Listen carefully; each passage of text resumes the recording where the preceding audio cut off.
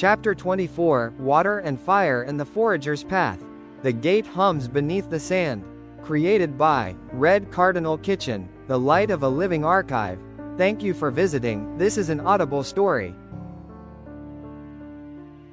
Introduction. Before cities rose, before memory learned how to write itself into stone and steel, survival spoke in quieter languages: water, fire, and the courage to walk beyond the known. This chapter continues the living record of Argas, where the winter presses close, and the land itself remembers more than it reveals. Forward, the Seeders of Argas is not a story of conquest. It is a chronicle of listening, to dust, to hunger, to the hum beneath the ground that waits patiently for those willing to remember. Prologue. Following the winter garden, the valley stands on a fragile edge.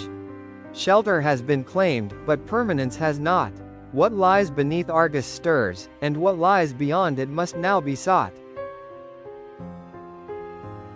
Storyline. The gate hums beneath the sand. Night settled heavy, the valley breathing through ash. The ship Susan had glimpsed at dusk still shimmered on the far flats, a dark shape pinned in pale sand, faintly luminous at its edges, like metal beneath ice.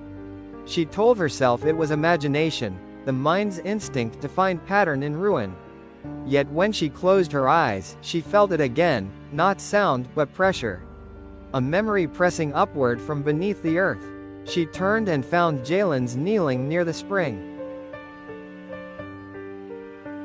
To Susan, the ground was only sand. To Jalen's, it was a page.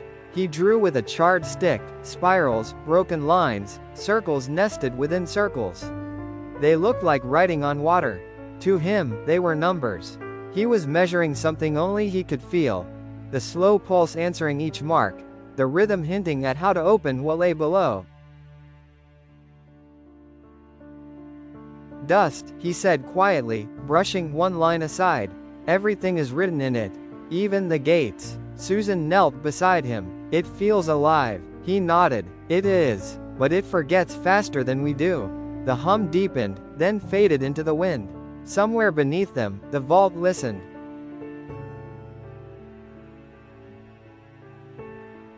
Water and fire. By day, the springs still ran, though the water carried the taste of ash, a flat bitterness that clung to the tongue and made the children cough.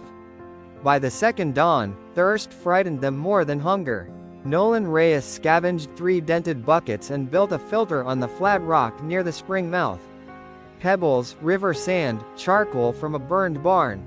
The water cleared slowly, drop by careful drop. They boiled every measure in a salvaged soup pot. Fire came harder. Danny Holt, the scout's boy, found a stack of old newspapers in the storeroom. He rolled them tight, bound them with twine, and stacked them like logs in the ash pit. Eldon Cobb taught him how to cradle flame under dry grass and bank it with dirt so it would smolder until morning. When paper ran low, they twisted moss into slow-burning braids. Heated stones, buried in ash, warmed the tents through the bitter nights.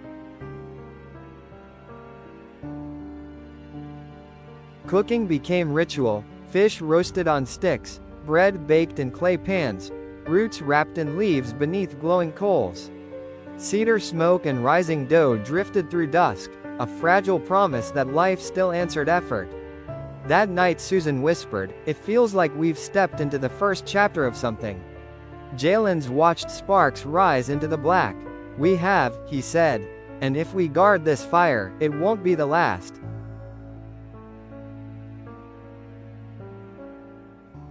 The Forager's Path. The valley could not live on its own shadow. If Argas was to survive winter, it needed more than what the market left behind. At dawn, 3 left the valley: Eldon Cobb, Tomas Vale, and young Micah Holt. Each carried a staff, seed bread, and one of Nolan's flint knives. They crossed ridges where ash lay deep as flour, hiding twisted metal and broken glass. Burned trunks jutted like ribs from the hillsides. Each safe turn was marked with reed grass tied to stone.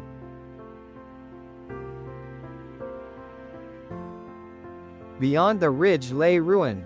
A collapsed weather station, a leaning tower, a fishing net trapped beneath a fallen beam, A rusted coffee tin filled with nails. Eldon smiled for the first time in days. Metal is seed.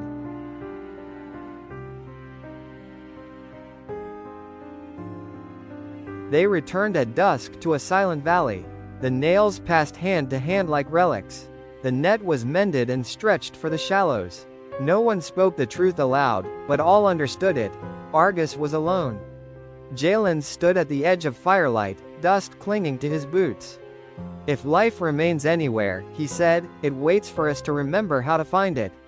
Susan followed his gaze. For an instant the outline returned, dark hull, sand glinting like water. The hum answered from below. Then it dissolved, leaving only wind whispering across the gate of sand.